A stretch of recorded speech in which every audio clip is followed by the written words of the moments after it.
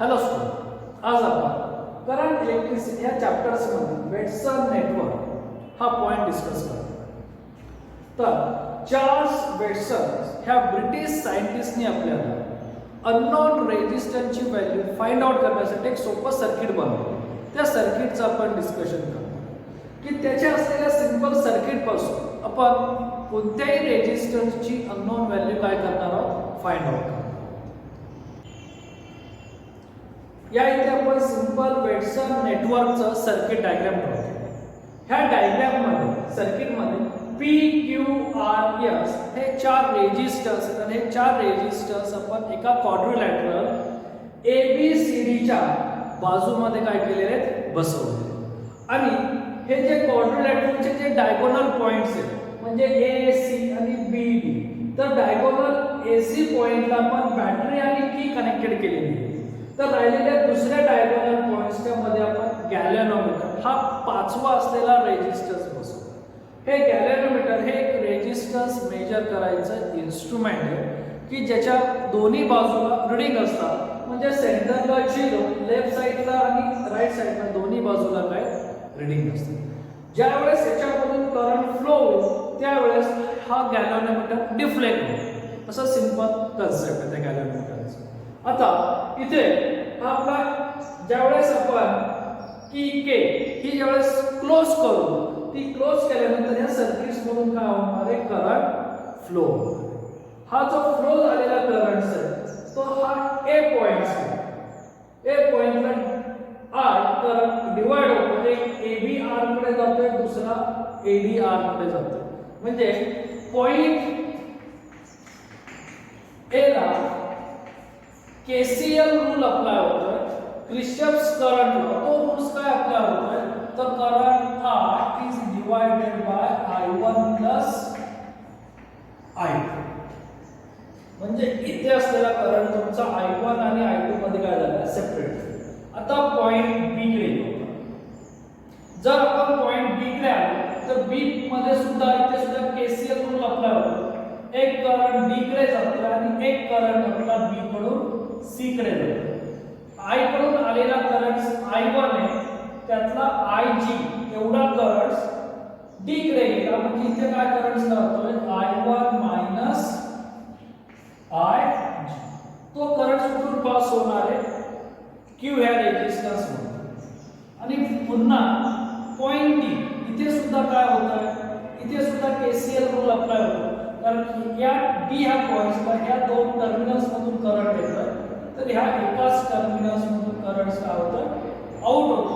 इकडून आलेला current I2 आणि इकडून आलेला करंट IG.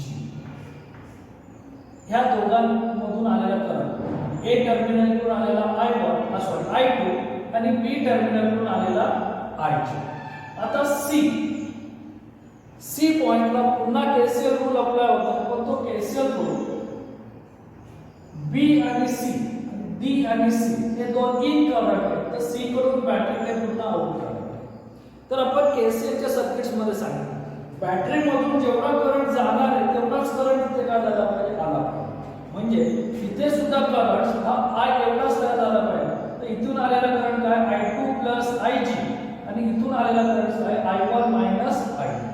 त्या दोघांची या दोन्ही टर्मिनल पासून इथे तयार झालेला करंट काय तयार होतो, I1 प्लस I2. म्हणजेच काय, तर जेवढा तुमचा करंट बॅटरी ई मधून गेला पुन्हा तेवढाच करंट तुमचा बॅटरी ई मध्ये काय झालेला आहे, आलेला. असं आपलं सिंपल झालं बाय केसीएलच्या रूल्स प्रमाणे सर्किटवर अप्लाय झालेलं करंट. आता आपण यूज करणार आहे बाय केव्हीएल रूल्स, म्हणजे क्रिचॉफ्स व्होल्टेज. तर क्रिचॉफ्स व्होल्टेज लॉला आपल्याला लूप कन्सिडर करायचा. तर आपण आता लूप घेऊ A B D A. First loop A B D A. ज्याप्रमाणे आपण केव्हीएल चे रूल्स अप्लाय केले साइन कन्व्हेन्शन, ते सुद्धा इथे अप्लाय करायचे. आपला डायरेक्शन आहे ए बी आणि करंट सुद्धा सेम डायरेक्शन आहे.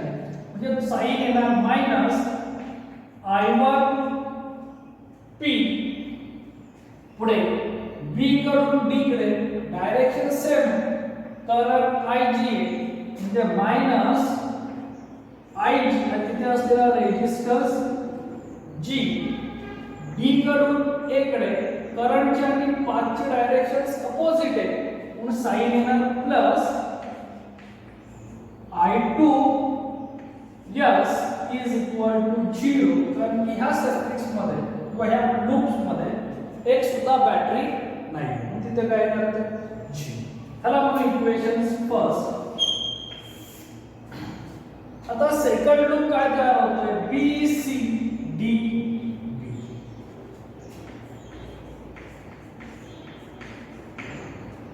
सेकंड लूप आपला झाला बी सी डी बी. आता B C directions of path आणि डायरेक्शन्स ऑफ करंट सेम इथे काय आलं minus I1 minus IG into Q. इथे सी डी करंटची आणि पाथची डायरेक्शन अपोजिट आहे म्हणजे साइन आलं plus I2 plus IG into R आणि इथून D कडून पुन्हा B कडे करंटची डायरेक्शन आणि पाथ पुन्हा अपोजिट आहे म्हणजे साइन येते plus IgG is equal to 0. त्याला आपण इक्वेशन्स नंबर 6. हे काय झाले आपले सिंपल दोन इक्वेशन्स बाय KCL आणि KVL रूल्स अप्लाय केले. आता वेट्सन ब्रिज किंवा वेट्सन नेटवर्क हा सॅटिस्फाय कधी होतो ज्या वेळेस B आणि D हा पॉइंट्स बॅलन्स होईल म्हणजे B वरती अप्लाय झालेला पोटेन्शियल डिफरन्स आणि D वरती अप्लाय झालेला पोटेन्शियल डिफरन्स हे काय असेल सारखाच असेल म्हणजे ह्या ब्रांच मधून गेलेला करंट हा 0 असेल त्यावेळेस. कधी ज्यावेळेस current passing through the galvanometer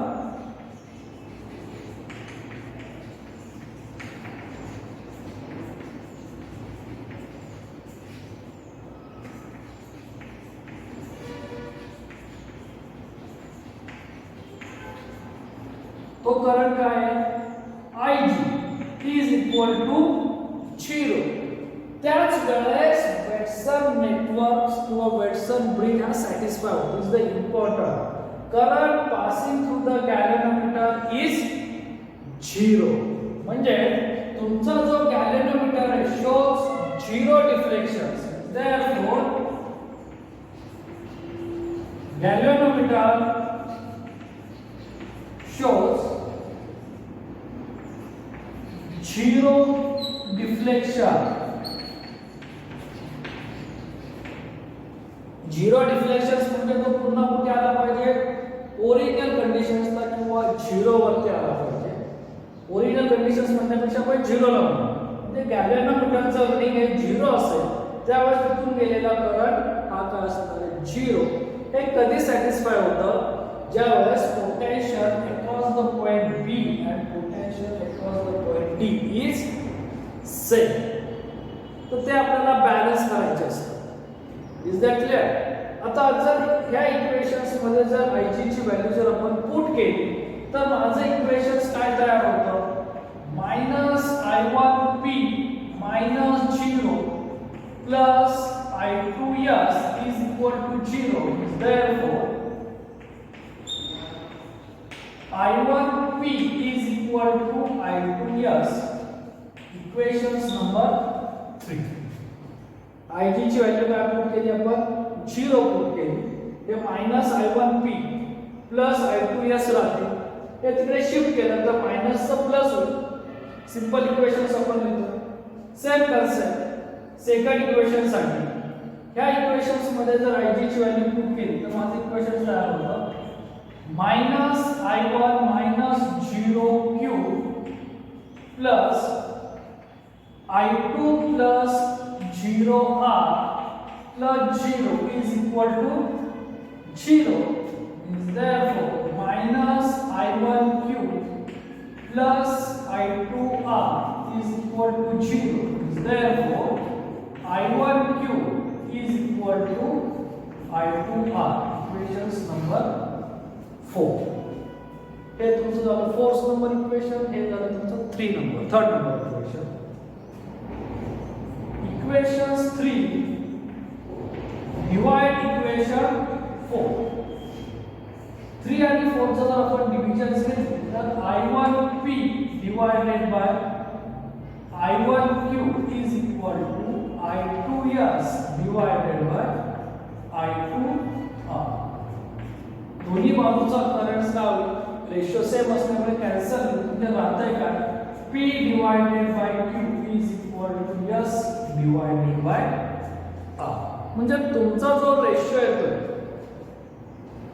P divided by Q is equal to S divided by R. हे इम्पॉर्टंट आहे. फर्स्ट सेकंड, हा फर्स्ट होईल आणि हा सेकंड होईल. एक्झाम्पल सोडवताना आपल्याला रेजिस्टन्सची पोझिशन्स माहिती असणे खूप इम्पॉर्टंट आहे. फर्स्ट, त्याच्या पुढचा हा सेकंड, हा थर्ड आणि हा fourth. First, second, third, fourth. Third इकडून सुरू होतो, इकडून सुरू होत नाही. म्हणून रेशो काय येतोय PQ is equal to S upon R or PS divided by Q upon R. म्हणजे ह्या ब्रँचचा असलेला फर्स्ट आणि थर्ड आणि ह्या ब्रँचचा असलेला सेकंड अँड फोर्थ यांचा रेशो काय येतोय सारखा येतो. कशाही प्रकारे लक्षात ठेवा, पण एक्झाम्पल सोडवताना आपल्याला रेजिस्टन्सची पोझिशन्स माहिती असणे खूप इम्पॉर्टंट आहे. जर पोझिशन चुकली तर आपला आलेला रेशो काय होतो चुकतो. आता ह्या 4 रेजिस्टन्स पैकी 3 रेजिस्टन्स आपल्याला नोन असेल आणि एक अननोन असेल.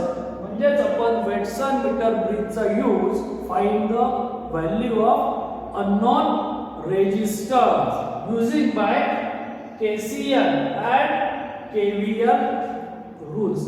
ह्या दोन रूल्सचा यूज करून आपण फाइंड आउट. हे सॉल्व करायचे अजून एक सेकंड एक मेथड आहे म्हणजे use by the potential difference between 2 points. Second method मी पाहणार आहोत आपण using by the potential difference. आपण काय सांगतोय की potential difference at point B and at point D is same. जर ते सारखे असेल, potential at point B and D means consider that VB is equal to VB असेल तरच इथून गेलेला करंट काय असणार आहे 0. then IG is equal to 0. कारण ह्या दोघांमधला डिफरन्स काय आला पाहिजे 0 आला पाहिजे. तर तो 0 कधी आला म्हणजे करंटची व्हॅल्यू काय आपली 0 आहे. सिंपल कन्सेप्ट आहे. आता ह्या दोघांचा यूज मग मला ह्या टर्मिनलच्या अक्रॉस असलेला पोटेन्शियल काढायचं. ह्या टर्मिनलच्या अक्रॉस असलेलं पोटेन्शियल म्हणजे VA आणि VB मायनस मधला पोटेन्शियल डिफरन्स म्हणजे ह्या दोघांचा product using by Ohm's law. तर VA minus VB is equal to VA minus VB. मी दोन्ही बाजूला VA नी काय केलं सबट्रॅक्ट केलं. बाय ओहम्स लॉ नुसार